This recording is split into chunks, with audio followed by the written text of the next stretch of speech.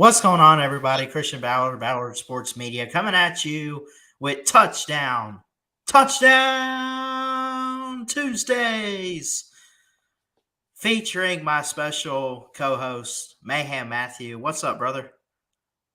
What's up? How y'all doing today? A great day to do the Touchdown Tuesdays. It's always a great day on a Tuesday to do the Touchdown Tuesdays. So, if you already know what we do here, hit the like button. If you don't know what we do here, we do bold predictions for you, and then we talk about college football. So, let's go ahead and get started. Let's not waste any time.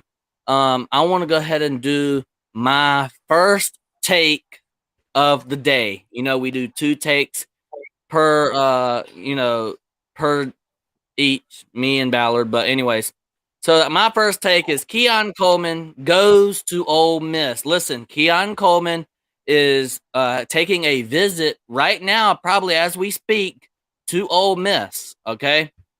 So I do think Keon Coleman has strong interest in Lane Kiffin. Remember, Lane Kiffin loses Malik Heath and Jonathan Mingo to the NFL. So if Keon Coleman goes to Ole Miss, he would most likely, in my humble opinion, be wide receiver one. He'll probably be the best wide receiver at Ole Miss if he goes. So he's probably going to take that opportunity to go to Ole Miss. And I think he becomes the Blitnikoff winner, which is, obviously the best wide receiver at the end of the year. Now, we do bold takes. I know that's pretty bold take there, but, last season he was at Michigan State. He had 58 receptions, 798 yards, 7 touchdowns. That was an average of 13.8 there. He's going to come in, I believe, as a junior, if I'm not mistaken. So he'll have at least 2 more years at Ole Miss if he wants to. He'll probably leave after this year for the NFL because he probably will be that good to do that. I'm very high on Keon Coleman. He's getting out of Dodge. We talked about this last week with Michigan State. Michigan State is falling down a cliff. All right. So my bold take there, Keon Coleman goes to Ole Miss and becomes Blitnikoff Award winner. What's your thoughts, Ballard? I think it's very possible. I think Keon Coleman had a great, career at Michigan State. And we talked about Michigan State last week a little bit. And, Keon key guys that had transferred out. I think he's fast. I think he's got great speed, good hands, knows where to go to get the football. He's a great receiver to watch in college football. And you just think he's going to transfer somewhere. He wants to go to a elite offense. And I think Lane Kiffin has that in Oxford. I would not be surprised if he pairs up with Jackson Dart and Jackson Dart gets an extra target to throw to. And then, like you said, if he wins the Bolitnikoff, I think that's a good possibility. I think that's a bit of a stretch right now, but I like the idea of him going to Ole Miss and balling out. Now I do have a question for you. Why are you counting out the fact that my boy Sanders from Oklahoma State is not going to get the job? The name kind of slipped my mind there for a second. I mean, he could very well, much so, get the job at Ole Miss. They got a Howard, they have Sanders, and they got Dart. So it's still a 3-man race there. But your boy Spencer Sanders better toughen up in practice a little bit more and go out there and show him what he's got.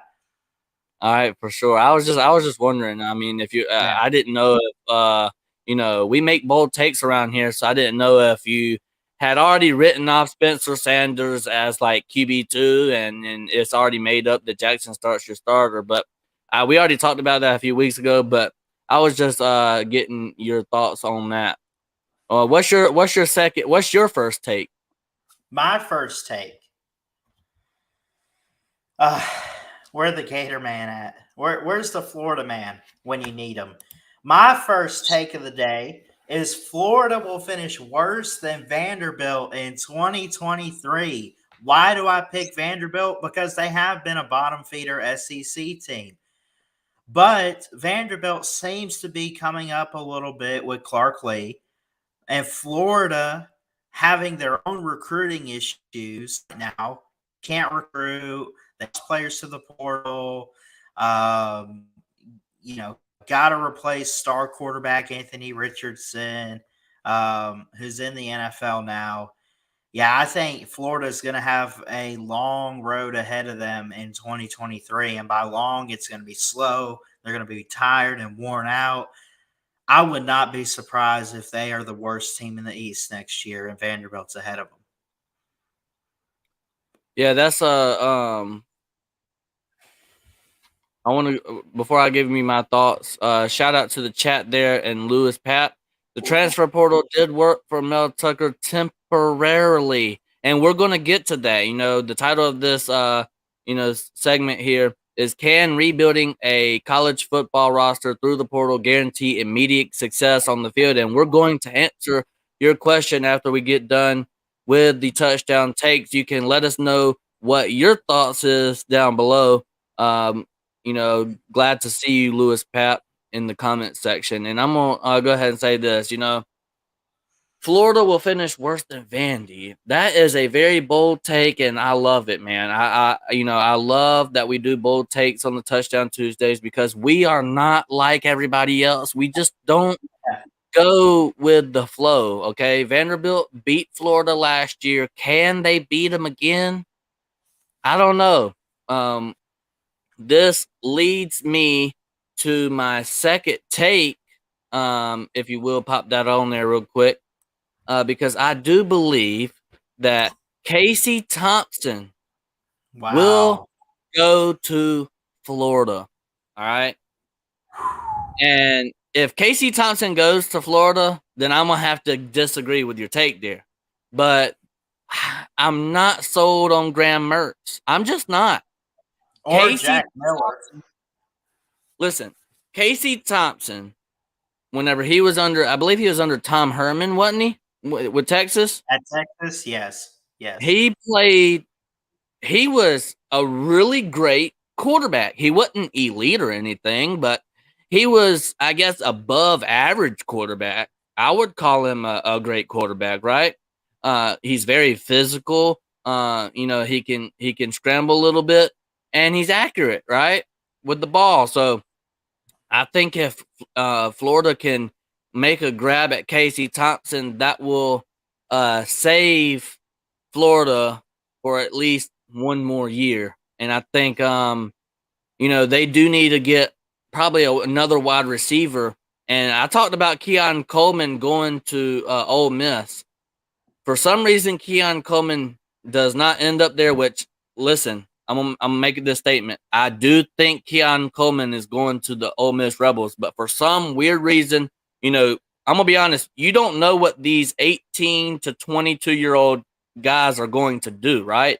You can't really have a crystal ball. I mean, you can kind of guess or whatnot, but I think he's going to Ole Miss, but for some reason he doesn't. Florida needs to take a look at Casey Thompson, and they need to take a look at Keon Coleman because that 1-2 punch duo will pretty much save Florida's offense. They need to work on their offensive line too. They just need to work on a lot of stuff. Florida's going to be terrible, but if they need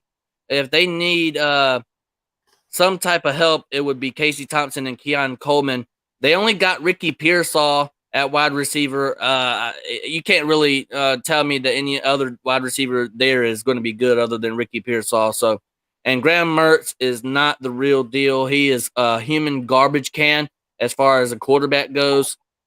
So, listen, Casey Thompson to Florida sounds good to me.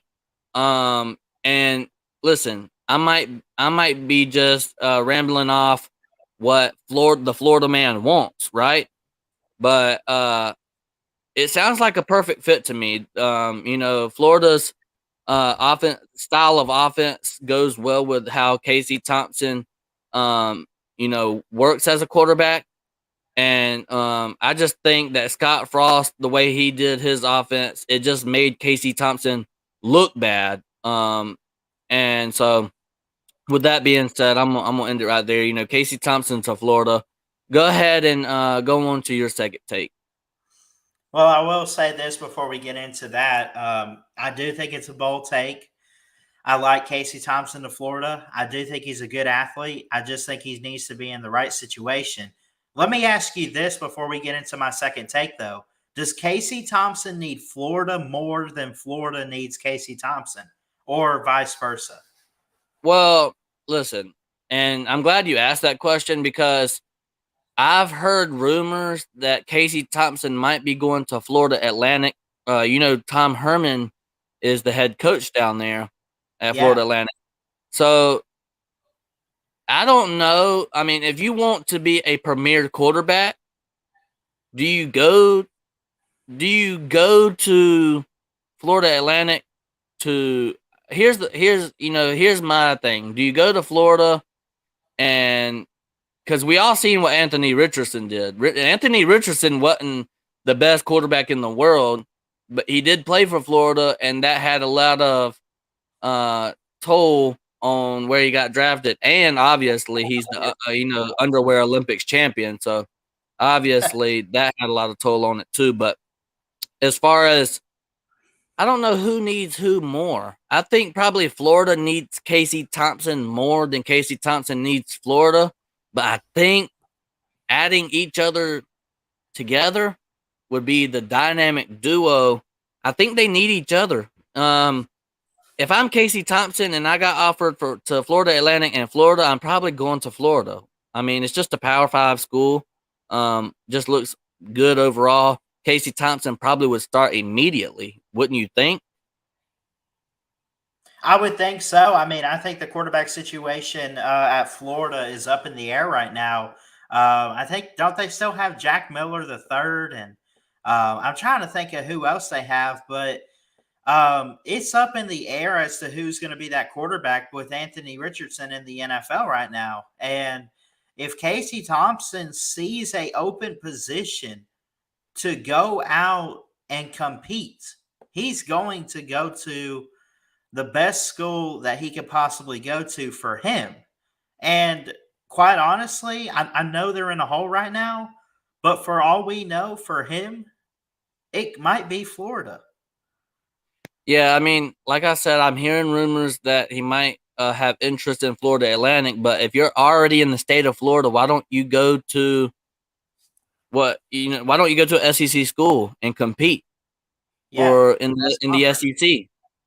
I mean, it just makes perfect sense to me. I might sound dumb saying that, but I understand that quarterbacks don't go to certain schools because of conference or whatever. They go to get developed and go on into the NFL. I understand that, but I want to ask you this question: Who do you think could develop Casey Thompson as a NFL caliber quarterback more, Florida or Florida Atlantic? And no trolling. Just be honest. It is a tough question. I'm going to be honest. I don't have the best of knowledge when it comes to FAU. I'm just going to throw that out there. I don't have the best knowledge of that. So knowing what I know about Florida, the question would be, do you trust Billy Napier? And if not, then why wouldn't you go to Florida Atlantic at least over Florida? Um, I don't really trust Billy Napier to develop a quarterback too much. Wouldn't you agree? Uh, yeah, that's tough. That's tough. I mean, Anthony Richardson did go in the first 4 picks of the NFL Yeah. draft. So I don't know if and I think Anthony Richardson only started. If I'm not correct, please correct me. I think he only started 13 games. In total. Yeah. I So mean, but the only thing I'll say about AR-15 is he was a product a little bit of Dan Mullen before Billy Napier got there. And he also had, you know, he was highly recruited, not like a big hotshot 5-star, but he was kind of highly recruited out of high school. Wouldn't you agree? Yeah, I mean, obviously, he, like I said before, he's the underwear Olympics champion. Everybody, highly recruited. I just don't think he's a very good quarterback. I don't think he has good quarterback mechanics. But as far as Casey Thompson goes, I think Casey Thompson's a pretty good quarterback, and if he goes to Florida, then he can. I believe he can develop, and he can, especially if he makes Florida look a little bit better, especially if he can win games for Florida, right? It might make him look a little bit better if he goes to FAU, and let's just say FAU goes 8-4, right? Well, I know it has nothing to do with record or anything. I know that, but I don't know. Would it look better? I think it would look better at Florida. I don't know. It's a Power Five. If it's a Power Five college, right? Florida's a Power Five college. Whether you like them or hate them, I hate them. Um, I wish they wouldn't get Casey Thompson, but I do think this is in the works. I think that Florida is being quiet right now, right? Yeah. I think they are making moves under the table. A lot of people thinking that Graham Mertz is the quarterback, and maybe Casey Thompson swoops in. Because listen, if he's taking a visit, I'll say this: if Casey Thompson's taking a visit to Florida Atlantic, if I'm Florida, I'm saying, listen, you're already in the state of Florida. Come down, come down to Florida, take a Why visit. not? Why Why not? not? Yeah. And just like Lewis Papp said, Casey Thompson is way better than Mertz, and I totally agree 1,000%. I'm with you. That being said, we talk about, you mentioned Graham Mertz. Remind me again where he transferred from. I believe it, if I'm not mistaken, Ohio State. Nope. Wisconsin. Oh, Wisconsin. Okay, And that leads us into my second take, if you're ready. I'm ready. Let's get it. All right. I'm not gonna jump too much on the Wisconsin train, but I'm gonna make a bold take. Luke Fickell wins Big Ten Coach of the Year in his first season. Listen, Luke Fickell is a great head coach. Now, he is having to transition from the group of five to the power five, but the numbers speak for itself. 2-2 in bowl games, 500 there. That's not bad. 3 years in a row did they finish first in the conference in the AAC. Cincinnati's going to be in the Big 12, but when they were in the American Conference 3 years in a row, they actually finished first in the conference, in the division, however you want to look at it. He had a 57-18 record overall in Cincinnati. Now, here's where I know you're going to say, well, hold on, because he's going to the Power Five now. So is Cincinnati. But I get it. He's leaving the group of five, taking on a bigger role in the Big Ten. I'm not saying he's going to win the West. I'm not saying he's going to win a Big Ten championship. And I darn sure ain't saying he's going to win a national championship. But if he could do a good enough job at Wisconsin this year, get them above 500, make a bowl game, probably win a bowl game with Wisconsin, dude, would you not vote him Big Ten Coach of the Year for that? Oh yeah, I'm totally down. I'm totally picking up what you're putting down there. Luke Fickell wins the Big Ten Coach of the Year. I listen. That's, to me, is definitely possible. I thought you was going to say this, but I'll remind everybody. Luke Fickell took a group of five team to the playoffs. I mean, can't get no better than that. Name a coach that's done that. You can't. Obviously, Right. whenever the 12 team playoff comes, then obviously you'll have a group of five teams in there. But can All right, I'm gonna make a bold claim here. Would you Okay. not agree that?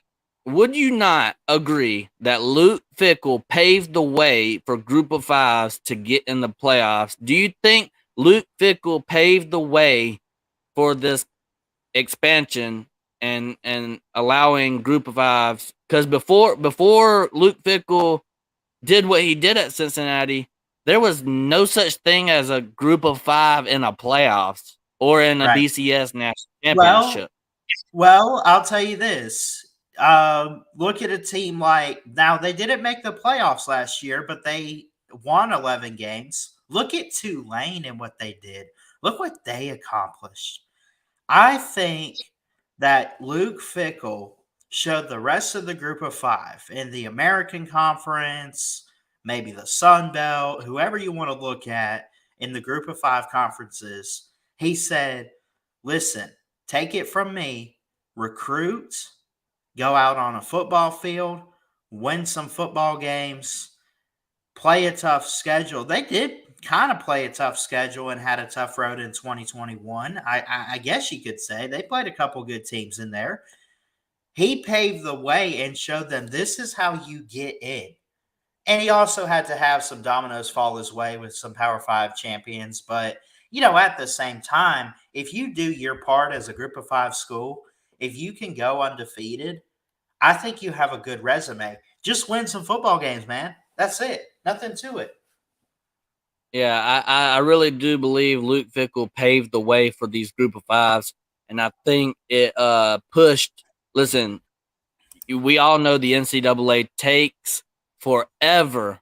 The NCAA takes forever to push things, but I think Luke Fickell in Cincinnati, what Luke Fickell did for the Group of Five, I think it pushed this 12-team playoff to start a little bit sooner. I don't think we would have seen a 12-team playoff until probably 2030 had it not been for Luke Fickell paving the way for these Group of Five teams, and that's just my opinion. So yeah, I do agree that Luke Fickell could definitely win the Big Ten Coach of the Year.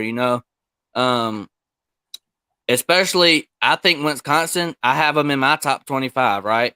Yeah. So I have them at number 24. So for sure, I definitely think Luke Fickell puts Wisconsin back on the map. Like Lewis Pap says, Paul Christ didn't really recruit, and Wisconsin won what 7 games last year, right? They went Right. 7-6, 6-6 with the bowl win or something like that.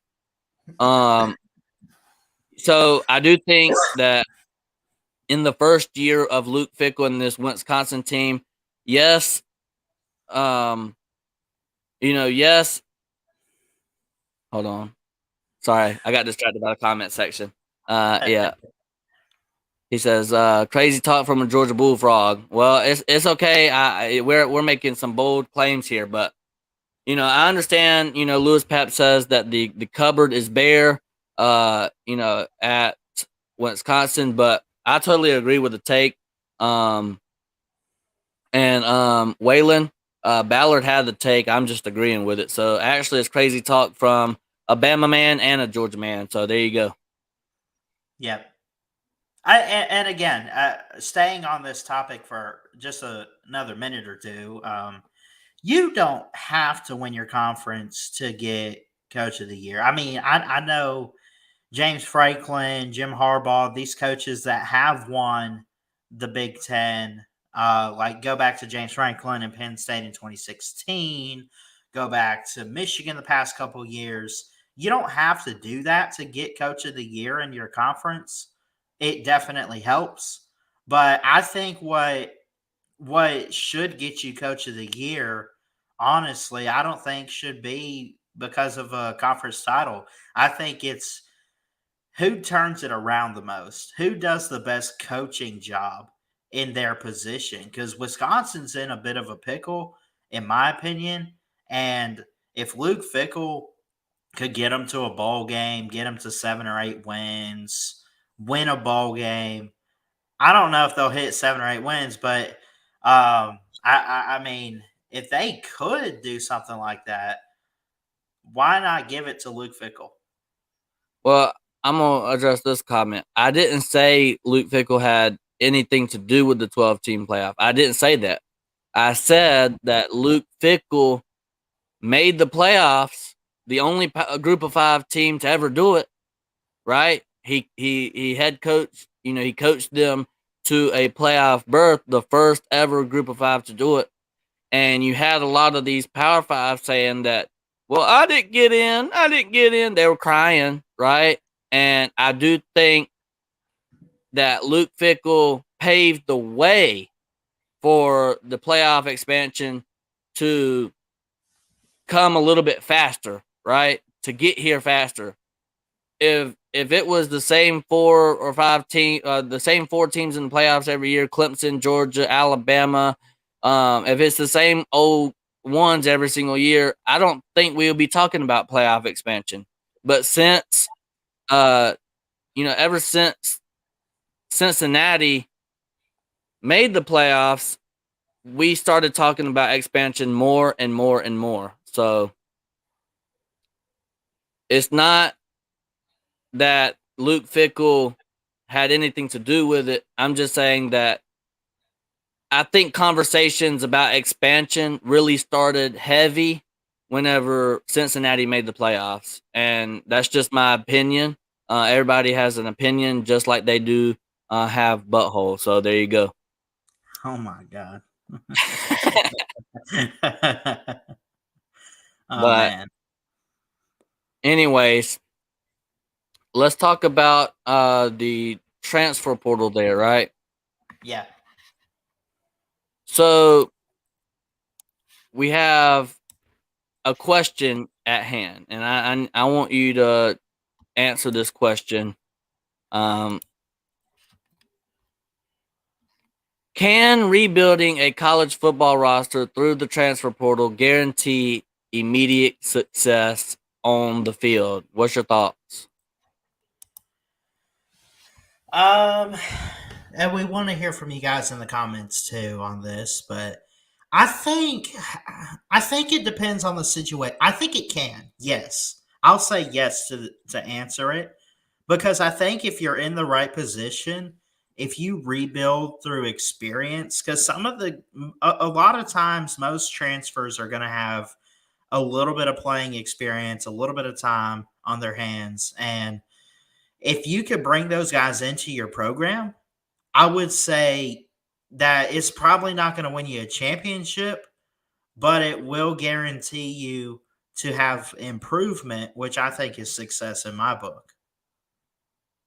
For sure. I'm gonna read this. I'm taking this from cbssports.com for anybody that's wondering.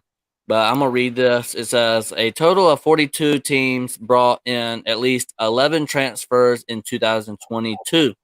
Exactly half of those teams finished the year with a losing record. 4 Power 5 coaches, Auburn, obviously Brian Harsin, Arizona State, Herm Edwards, Georgia Tech's Jeff Collins, and Nebraska's Scott Frost all brought in big transfer classes, but were fired in the midst of poor seasons. It says the portal is not slowing down, obviously, and college football teams are going to get big on it as as a miracle salve.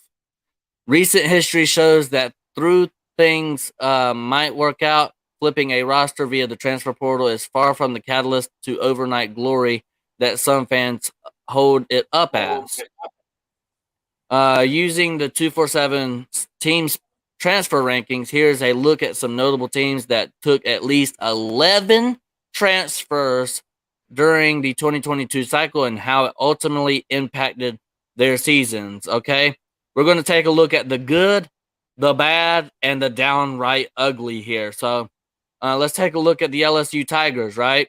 And I'll talk about this. Their transfer ranking was number 3 according to 247. Had a total number of 16 transfers come into the transfer, come into the LSU Tigers, and they went 10-4. I'll just say this about LSU, and then I want your take on the LSU Tigers here. LSU has always been talented. If you look at the talent composite, they're always ranked somewhere in the top 5, top 10, something like that. So I'm not sure. I mean, yes, of course, using the transfer portal helped LSU. They got Jaden Daniels there from the transfer portal. He's probably top 10 in the Heisman odds right now, according to the odds makers. But yeah, LSU they did good. They went 10-4. They won the West, and they upset teams like Alabama, and so what's your thoughts?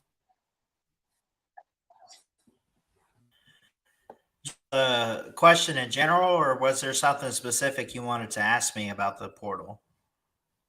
Well, yeah, I just want to know, as far as the LSU Tigers, do you think? I mean, obviously it helped out you getting 16 transfers to the LSU Tigers, but I'm gonna say this: I think LSU has always been really talented. I think they were just, do you think it really helped them in the grand scheme of things?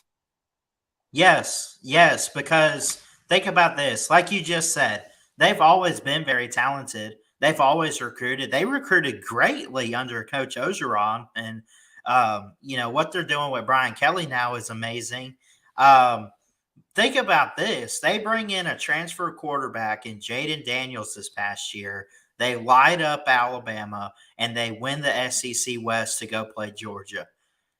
If that doesn't show transfers make successful teams, I don't know what does. Because if it wasn't for Jaden Daniels at quarterback, I don't think I'd be picking LSU to win the West. Oh, I totally disagree with you, Ballard. I totally disagree with that. Who do they Nussmeyer is have? Nussmeyer Oh, is that that's dude. oh Come my on, man. god. Nussmeyer is that No man. way. Oh, I'm gonna have to disagree with you on that one. Oh no, Nussmeyer Okay. is that guy. For yeah, I totally disagree with that statement. So um, but that's a debate for another day. But let's talk about Florida State. They did listen. I've been ragging on Florida State. I'm gonna have to praise them. This time last year they had 247 Sports transfer ranking was at number 11. They had 14 total transfers come in, and their record was 10-3. Probably the best Florida State's been in a while. Um, so and they bring back a lot of these guys, right? Right. Jared Verse was a transfer. Trey Benson from Oregon was a transfer. You had Johnny Wilson from Arizona State. Micah Pittman from Oregon. You had the offensive lineman Justin Turntine. He's coming back, right? Yeah. Dimitri Emmanuel. So yeah, so I think it did help Florida State because they weren't really that talented up until last year, right? And now all of a sudden they're getting crazy amounts of hype in this offseason. And I just don't know why. I mean, I do know why, but I'm just not buying what Florida State's picking up. What's your thoughts? Obviously, You I'm seen assuming, huh? have you seen Rooster in the comments? Because I'm gonna shout out one transfer for Florida State that I think is gonna ball out this year. He transferred in December. Jaheim Bell, sir. Jaheim Bell is going to be a beast on the football field for Jordan Travis to throw to. I think maybe he's kind of a guy that could give the offense a leg up over some ACC teams. And I know it takes more than one player, but I also believe one player and one play away could make a difference on the football field. For sure. I was listening. Shout out to Carolina Jackpot as well.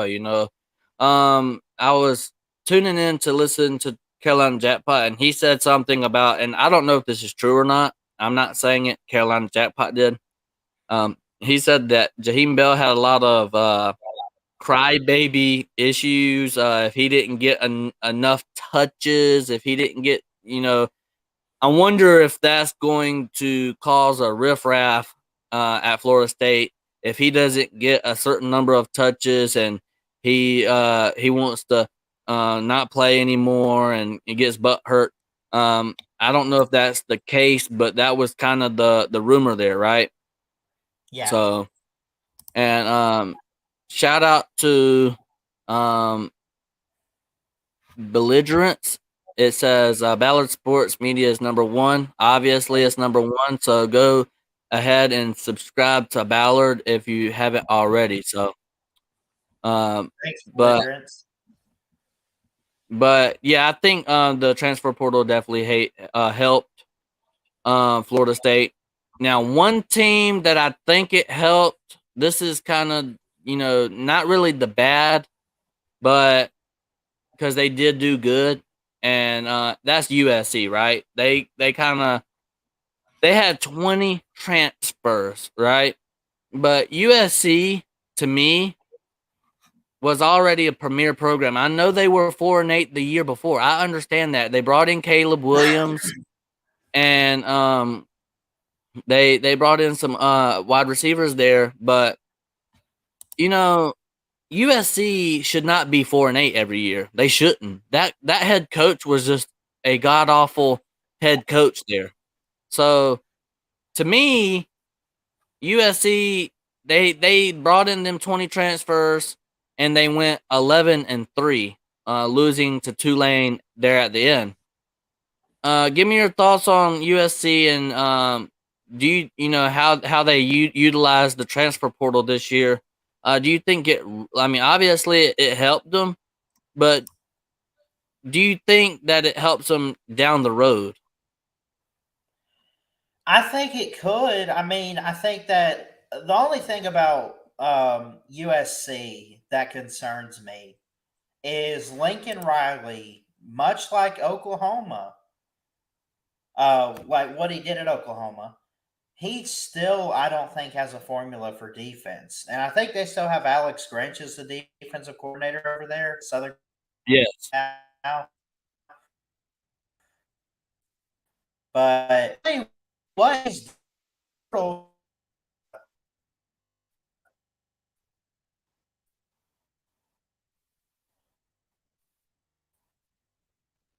I think Ballard you're cutting out really badly there. Let's give Ballard a couple of minutes. You there, Ballard? Yeah, can you hear me? All right. I can hear you now. All right. Okay. I was just talking about USC, and they picked up some guys in the portal. They picked up your guy in Bear Alexander. They picked up a guy, which I don't know how good he's supposed to be, but they did pick up a guy from Alabama in Traquan Fagans, who's a cornerback. So, and they really dug deep on the defense, which they need desperate help there. And Alex Grinch has players coming in for him. So I think that's one of the things that we'll probably have to keep an eye on. Not necessarily Caleb Williams in the offense. Everyone's looking forward to that. But watch the USC Trojan defense this year and see if the transfers that have come in, and even the guys that didn't transfer but are recruits, see if they step up and play a big role for this football team. Yeah, for sure.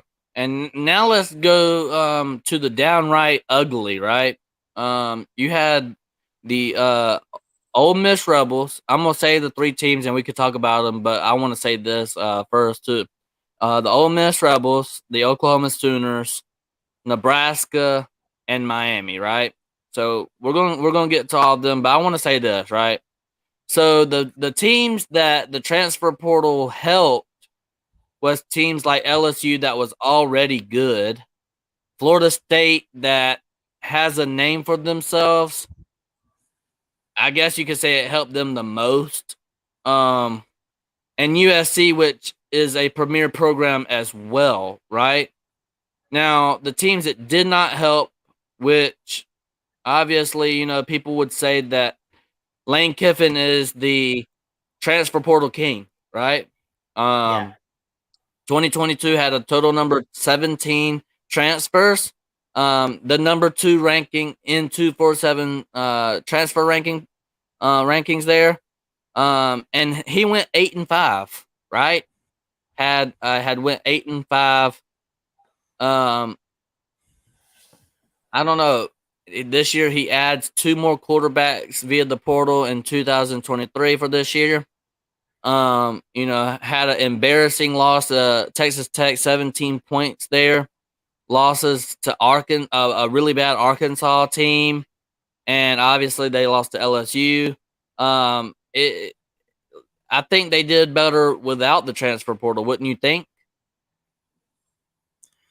Yeah, I think that they had, everything in front of them, and then they had to go pick up a lot of transfers. And I don't want to say like screw it up, but maybe it hurt them more than it helped them. Yeah, I agree. Yeah. And you know, I'll say this because we want to answer. All right, I'll get to that later. But so the Oklahoma Sooners, they had the number 4 transfer ranking according to 247. They had 14 transfers and they went 6-7. Man, Dylan Gabriel was supposed to be their quarterback. Yeah. Tell me a little about this Oklahoma Sooner team and why did it hurt them so much?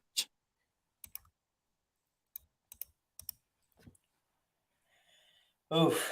I think just having a new head coach and Brent Venables, his first head coaching job after leaving Clemson after being there for 10 years or however long it was. And, I don't want to put him down. I like Brent Venables. I think he's a great human being. I think he's a great defensive mind. Question is, does he know what he's doing with the offense and Dylan Gabriel? That's a big question to ask. And I think we're going to find out a lot here in year 2 of the Venables era with the Sooners. And they better buckle up because they got the SEC coming their way too in 2024. So, just a team to keep an eye on is Oklahoma in general this year, just to watch them because they are a really good program overall historically. And, Lincoln Riley, the only thing he couldn't do was win a playoff game. He left, I remind you, was not fired. He chose to leave to go to USC. And they didn't fire him. Okay. They let him just walk out, take the money and run, however you want to put it. Now they're stuck with Brent Venables, and it's up to him to dig them out of the hole. Right. I mean, yeah, I think Lincoln Riley left them in a bad situation. Took, if I'm not mistaken, quarterback, wide receiver, couple guys, right? Yeah. From Oklahoma to USC, and then obviously Spencer Rattler went to Carolina. So, but they did pick up Dylan Gabriel from UCF there, and yeah, maybe that had to do something with overall um, being bad this year. But I think I have them in my way too early top 25 post spring game. So I have them at number 25 because I'm gonna give them the benefit of the doubt. I think they're gonna be way better than just a 6-7 team. So, and by the way, they almost beat Florida State in the bowl game. I just want to point that out with their amazing talent that they got down there at Florida State. But anyways, not going to talk about that. But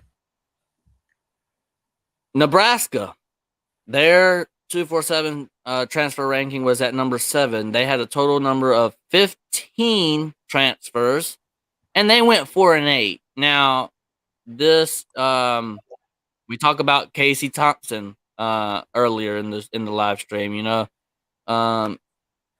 He transferred to Nebraska, which I think was a lot of Scott Frost I think it was his Scott Frost's offense, the way he wanted to run things. I don't think Casey Thompson really fit Frost's offense. So I'm not really going to um, make fun of Casey Thompson there. I think Casey Thompson's a really good quarterback. Uh, what's going on? I mean, they get rid of Scott Frost halfway through the season. Um, yeah, why didn't the transfer? I mean, tell me about this Nebraska team. What was the fall for Nebraska there? Well, I think the fall overall was they hired a guy.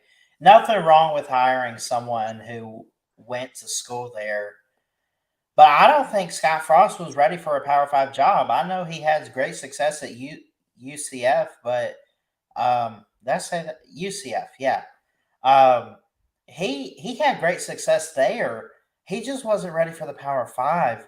And Nebraska, he didn't just do a bad job. I mean, he took it to the woodshed and beat Nebraska up so badly. Tires off the bus, broken windows, however you want to put it. He put them in a bad situation. And they're still trying to dig their way out of that hole. And I don't know if just going to the transfer portal is going to help them. Right. You know, we look at another team in Miami. Now this I'm glad we're talking about this, right? Miami was supposed to this is a team that it got a lot of hype in the offseason. They were highly ranked going into the season. They beat their FCS opponent 77-3 or something like that. It was ridiculous. And people were like, "Oh yeah, Miami's back. Miami's back." Right?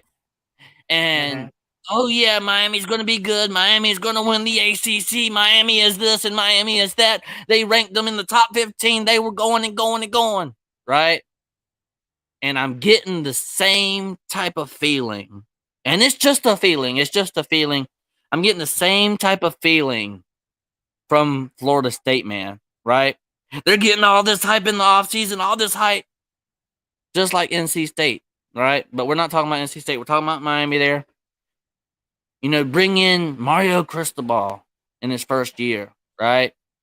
And I understand that you know, Florida State's head coach is not in his first year. I get it. But Miami had a total number of 11 transfers, which ranks them at number 12 in 2022. Obviously,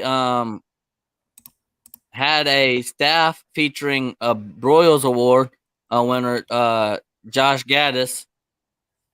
And he hit the portal hard to improve this Hurricanes roster. So, um, it didn't work out for Miami, right? So, and listen, we can't make excuses for every single first year head coach. And in my humble opinion, you should at least make a bowl game if you're Miami. Come on now. Especially with some of the guys that they did bring in. Now they lost a lot. I mean, you talk about like Jake Garcia going to Missouri or John Campbell, the offensive tackle, going to Tennessee. But go back to last December, they were bringing in Devontae Brown from UCF, you know, 4-star recruit. Javion Cohen was an interior offensive lineman from Alabama.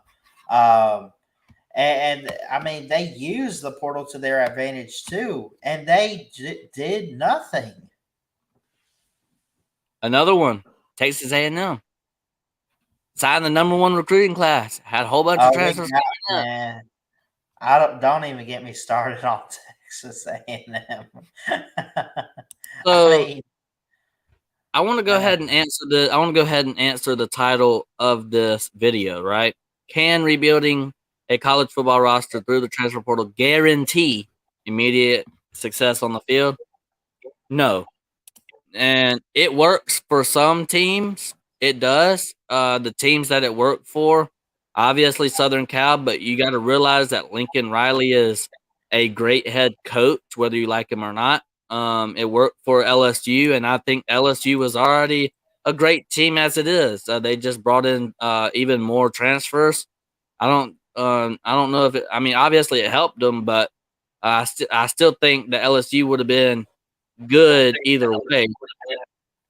I think you know, with LSU, I think the new coach in Brian, um Brian Kelly wanted to have his own team, right? And he wanted to clean out house.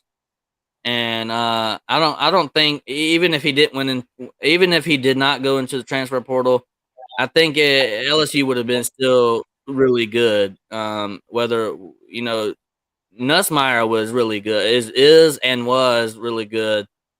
He was dotting people up in that SEC championship game. He just looked like a premier quarterback. I don't care if we were up 35-7 at halftime. I don't care about that. Nussmeier comes out and balls out. Okay, we still had some of our first string guys in there, so it ain't like that. He was balling out versus third string guys, right? In the fourth, late in the fourth, it wasn't like a 65-7 type of deal with TCU, right? This guy really balled out in the second half. We didn't really have answers for this guy, and so I don't think, even if, let's just say LSU only had 8 transfers instead of 16, I think LSU is still a very premier program. So I'm gonna go ahead and say no, that the transfer portal does not guarantee immediate success, because of the teams that we all thought were going to be good, Miami, and Texas A&M, and the teams that we just, Oklahoma, and all them teams that we just went over, right? I think that it can help you if you need to plug in, if you don't have, like, if you need a wide receiver here or a tight end there. But I like it the way, I'm gonna be honest, I like the way that Georgia and Bama utilize the transfer portal. They don't build their whole entire roster off of a transfer portal. And the whole point of this was, I think recruiting is still number one. I don't think I don't think you can win a national title off of a transfer portal team. And I might be wrong this year. Who knows? I don't think a championship team, and we even seen that with USC and Lincoln Riley, right? They went to the Pac-12 championship and came up empty-handed, right? Yeah. With Utah. So I don't think it's necessarily a good ordeal to, yes, you need the transfer portal, but not to build your whole team on. Wouldn't you agree? Well, I mean, the transfer portal is important to some extent, and it helps to some extent in college football. But I'm going to answer the question that we put in the title. Can rebuilding a college football roster through the transfer portal guarantee immediate success on the field? It can, but it doesn't. You know what I'm saying? Like, if guys like Alabama picked up Maryland tight end CJ Dupree, has great numbers. Georgia, they picked up a couple transfers. We know what they're probably going to do this year. Not three P. Sorry, I had a cough. But but I mean, seriously, like, going to the transfer portal to build up your whole roster off transfers is not good. You have to be able to recruit in college football today. You got to give the high school kids a chance, and you got to see 5-star talent as it is. And you got to build with that too. I think both recruiting and the portal benefit a team, not one over the other. Right. I would agree with you, you know. But I do like how Georgia and the Bamas of the world. I like how they utilize the transfer portal. I think that's how it should be done. And I'm not biased in saying that, right? Right. I just think the proof is in the pudding. Um, and the only exception to that would be a USC team, right? Um, but we listed a whole ton of teams that was just not good, you know. And like I read you the stat right there. You know, half of the teams that had 11 or more transfers ended up having a losing record.